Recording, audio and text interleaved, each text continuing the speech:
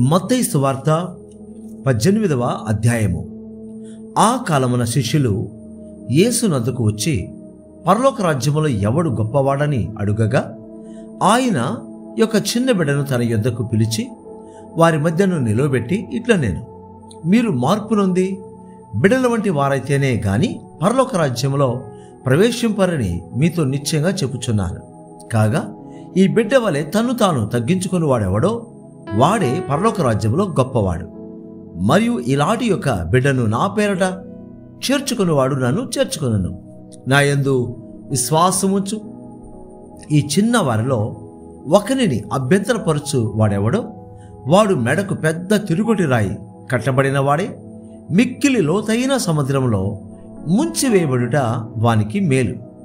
అభ్యంతరముల వలన లోకమునకు శ్రమ, అభ్యంతరములు రాక తప్పవు గాని ఎవని వలన అభ్యంతరము వచ్చునో ఆ మనుషునికి శ్రమ. కాగా నీ చెయ్యి అయినను నీ పాదమైనను నిన్ను అభ్యంతరపరచిన ఎడల దానిని నరికి నీ యొద్ద నుండి పారవేయము. 2 చేతులను 2 పాదములను కలిగి నిత్యాగ్నిలో పడవేయబడుట కంటే కుంటి వాడవగనో అంగహీనుడవగనో జీవములో ప్రవేశించుట నీకు మేలు. నీ కన్ను నిన్ను అభ్యంతరపరచిన ఎడల దాన్ని పెరికి నీ యొద్ద నుండి పారవేయము. 2 కన్నులు కలిగి అగ్ని గల నరకములో పడవేయబడుట కంటే 1 కన్ను కలిగి జీవములో ప్రవేశించుట నీకు మేలు. ఈ చిన్న వారిలో ఒకనినైనను తృణీకరింపకుండా చూచుకొనుడి. వీరి దూతలు పరలోకమందు నా తండ్రి ముఖమును ఎల్లప్పుడూ పరలోకమందు చూచుచుద్దరని మీతో చెప్పుచున్నాను. మీకేమి తోచును? ఒక మనుషునికి 100 గొర్రెలుండగా వాటిలో ఒకటి తప్పిపోయిన ఎడల 99 కొండల మీద విడిచివెళ్ళి తప్పిపోయిన దానిని వెతకడా?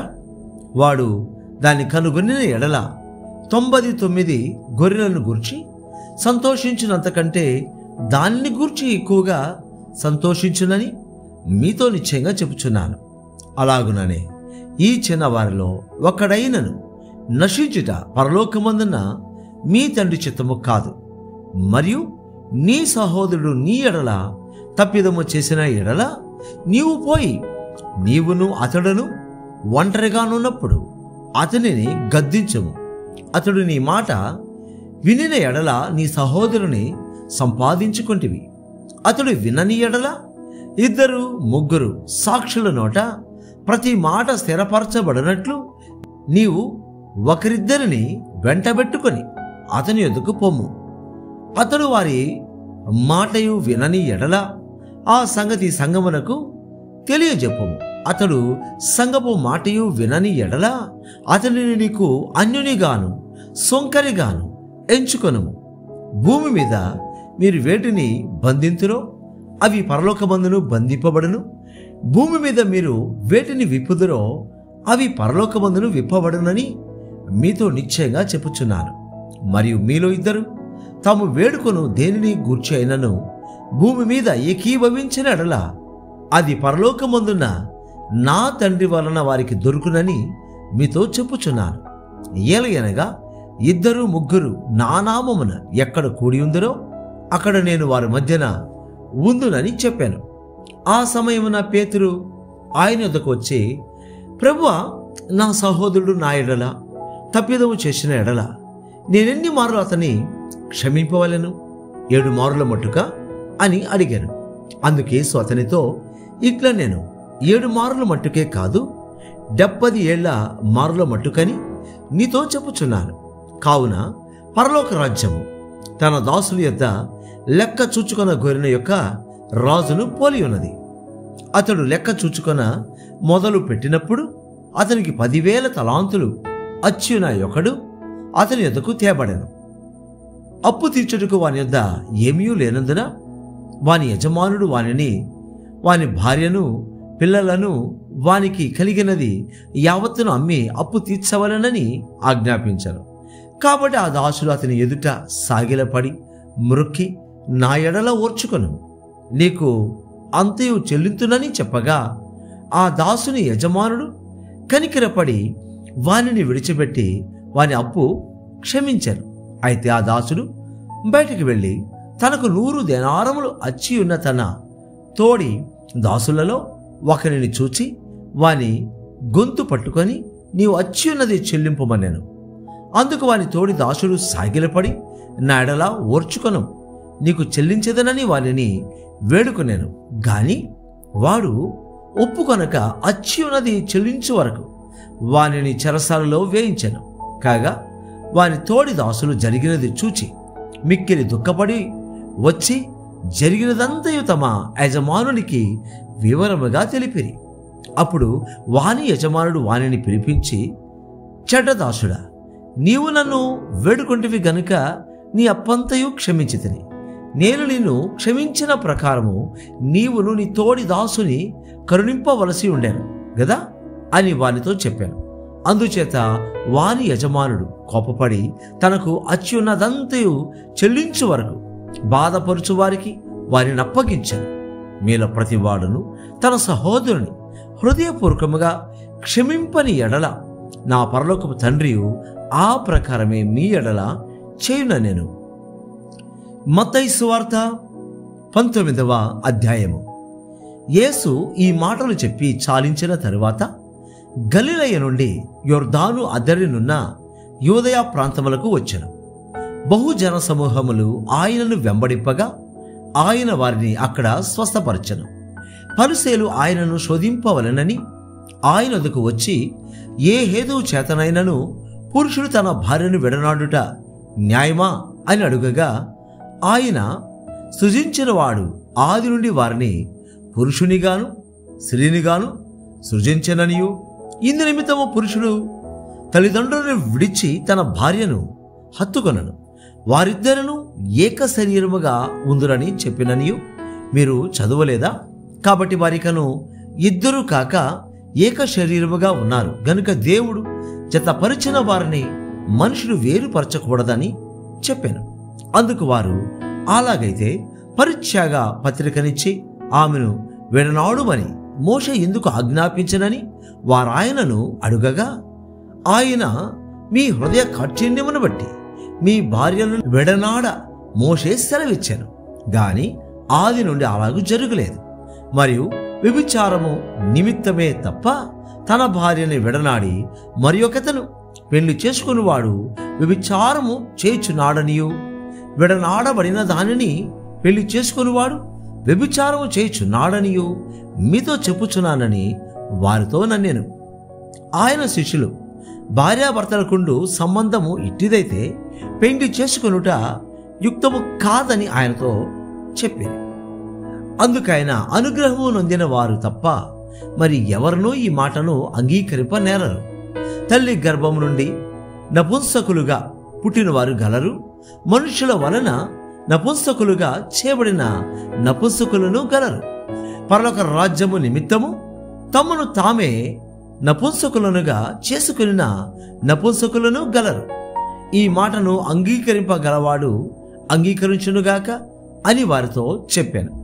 అప్పుడు ఆయన వారి మీద చేతులుంచి ప్రార్థన చేయవలెనని కొందరు చిన్న పిల్లలను ఆయన వద్దకు తీసుకుని వచ్చారు.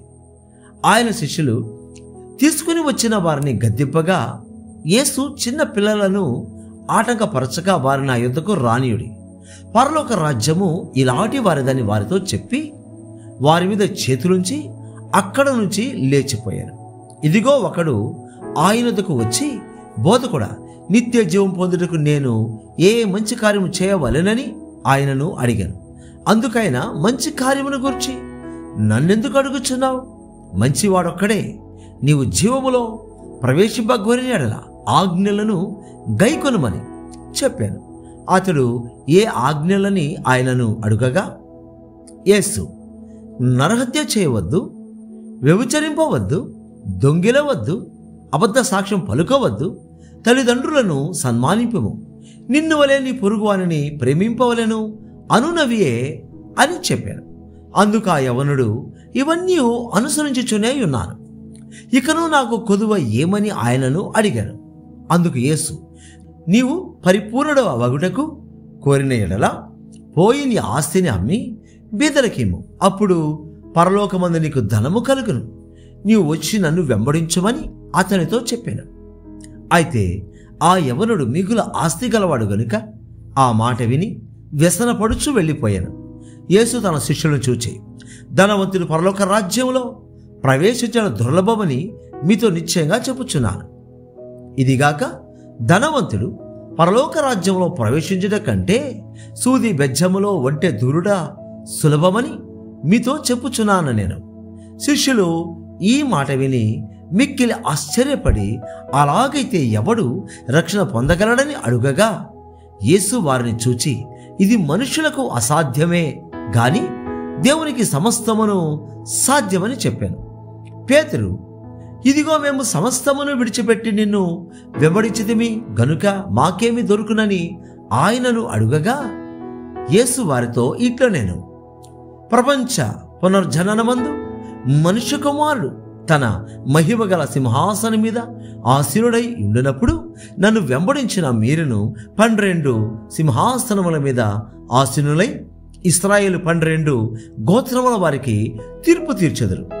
నా నామము నిమిత్తము అన్నదమ్ములనైనను అక్క చెల్లెండ్రనైనను తండ్రినైనను తల్లినైనను పిల్లలనైనను భూములనైనను ఇండ్లనైనను విడిచిపెట్టిన ప్రతి వాడును 100 రెట్లు పొందను. ఇదిగాక నిత్య జీవమును స్వతంత్రించుకొనను. మొదటి వారు అనేకులు కడపటి వారగదురు, కడపటి వారు మొదటి వారగదురు. మత్తయి సువార్త 20వ అధ్యాయము. ఎలాగనగా పరలోక రాజ్యము ఒక ఇంటి యజమానుని పోలి ఉన్నది. అతడు తన ద్రాక్ష తోటలో పనివారిని కూలికి పెట్టుకొనుటకు ప్రొద్దున బయలుదేరి దినమునకు 1 దేనారము చొప్పున పనివారితో వడబడి తన ద్రాక్ష తోటలోనికి వారిని పంపాను. తరువాత అతడు దాదాపు 9 గంటలకు వెళ్ళి సంత వీధిలో ఊరక నిలుచున్న మరికొందరిని చూచి, మీరును నా ద్రాక్ష తోటలోనికి వెళ్ళడి, ఏమి న్యాయమో అది మీకిత్తునని వారితో చెప్పగా వారును వెళ్ళిరి. మీరును నా ద్రాక్ష తోటలోనికి వెళ్ళడి, ఏమి న్యాయమో అది మీకిత్తునని వారితో చెప్పగా వారును వెళ్ళిరి. దాదాపు 12 గంటలకును 3 గంటలకును అతడు మరలా వెళ్ళి అలాగే చేసెను. తిరిగి దాదాపు 5 గంటలకు వెళ్ళి మరికొందరు నిలిచి ఉండగా చూచి, ఇక్కడ దినమంతయు మీరెందుకు ఊరకనే నిలిచి ఉన్నారని వారిని అడుగగా వారు, ఎవడనూ మమ్మను కూలికి పెట్టుకొనలేదనిరి. అందుకతడు, మీరును నా ద్రాక్ష తోటలోనికి వెళ్ళుడనేను. సాయంకాలమైనప్పుడు ఆ ద్రాక్ష తోట యజమానుడు తన గృహ నిర్వాహకుని చూచి పనివారిని పిలిచి, చివర వచ్చిన వారు మొదలుకొని మొదట వచ్చిన వారి వరకు వారికి కూలి ఇవ్వని చెప్పాను. దాదాపు 5 గంటలకు కూలికి కుదిరిన వారు వచ్చి ఒక్కొక్క దేనారము చొప్పున తీసుకొనిరి. మొదటి వారు వచ్చి తమకు ఎక్కువ దొరుకుననుకొనిరి గాని వారికిని ఒక్కొక్క దేనారము చొప్పుననే దొరకెను. వారది తీసుకొని చివర వచ్చిన వీరు 1 గంట మాత్రమే పనిచేసినను పగలంతా కష్టపడి ఎండబాధ సహించిన మాతో వారిని సమానము చేసేదివే అని ఆ ఇంటి యజమానుని మీద సణుగుకొనిరి. అందుకతడు వారిలో ఒకరిని చూచి, స్నేహితుడా, నేను నీకు అన్యాయము చేయలేదే? నీవు నా యుద్ధ 1 దేనారమునకు వడబడలేదా? నీ సొమ్ము నీవు తీసుకొని పొమ్ము. నీకిచ్చినట్టే కడపడ వచ్చిన వీరికిచ్చుటకును నాకిష్టమైనది. నాకిష్టము వచ్చినట్టు నా సొంత సొమ్ముతో చేయటం న్యాయము కాదా? నేను మంచివాడనైనందున నీకు కడుపు మంటగా ఉన్నదా అని చెప్పాను. ఈ ప్రకారమే కడపటి వారు మొదటి వారగదురు, మొదటి వారు కడపటి వారగదురు. యేసు యెరూషలేమునకు వెళ్ళనై ఉన్నప్పుడు ఆయన 12 మంది శిష్యులను ఏకాంతముగా తీసుకొని పోయి మార్గమందు వారితో ఇట్లా నేను, ఇదిగో యెరూషలేమునకు వెళుచున్నాం. అక్కడ మనుష్య కుమారుడు ప్రధాన యాజకులకును శాస్త్రులకును అప్పగింపబడను. వారు ఆయనకు మరణశిక్ష విధించి ఆయనను అపహసించుటకును కొరడాలతో కొట్టుటకును సిలువ వేటుకును అన్యజనులకు ఆయనను అప్పగింతును. 3వ దినమున ఆయన మరలా లేచును. అప్పుడు జబదే కుమారుల తల్లి తన కుమారులతో ఆయన యొద్దకు వచ్చి నమస్కారము చేసి ఈ యొక్క మనవి చేయబోగా, నీవేమి కోరుచున్నావని ఆయన అడిగాను.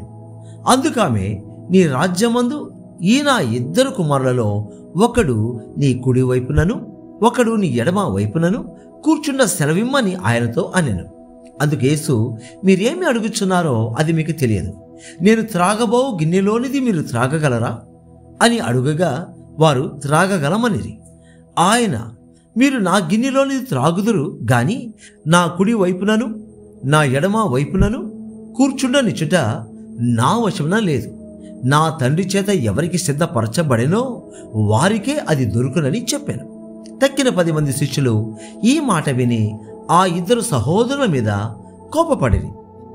గనుక యేసు తన యొద్దకు వారిని పిలిచి, అన్యజనులలో అధికారులు వారి మీద ప్రభుత్వము చేయుదురనియు వారిలో గొప్పవారు వారి మీద అధికారము చేయుదురనియు మీకు తెలియను. మీలో అలాగుండకూడదు. మీరు ఎవడు గొప్పవాడై ఉండగోరునో వాడు మీ పరిచారకుడై ఉండవలెను. మీలో ఎవడు ముఖ్యుడై ఉండగోరునో వాడు మీ దాసుడై ఉండవలెను.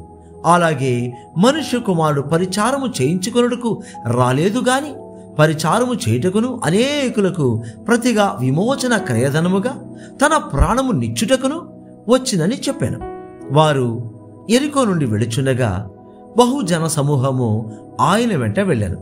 ఇదిగో, త్రోవ ప్రక్కను కూర్చున్న ఇద్దరు గురుడివారు యేసు ఆ మార్గమున వెళ్ళుచున్నాడని విని, ప్రభువా, దావీదు కుమారుడా, మమ్ము కరుణింపమని కేకలు వేసిరి. ఊరకుండుడని జనులు వారిని గద్దించరి గాని వారు, ప్రభువా, దావీదు కుమారుడా, మమ్ము కరుణింపమని మరీ బిగ్గరగా కేక వేసిరి. యేసు నిలిచి వారిని పిలిచి, నేను మీకేమి చేయగోరుచున్నారని అడుగగా వారు, ప్రభువా, మా కన్నులు తెరవవలెననిరి. కాబట్టి యేసు కనికరపడి వారి కన్నులు ముట్టెను. వెంటనే వారు దృష్టి పొంది ఆయన వెంట వెళ్ళిరి.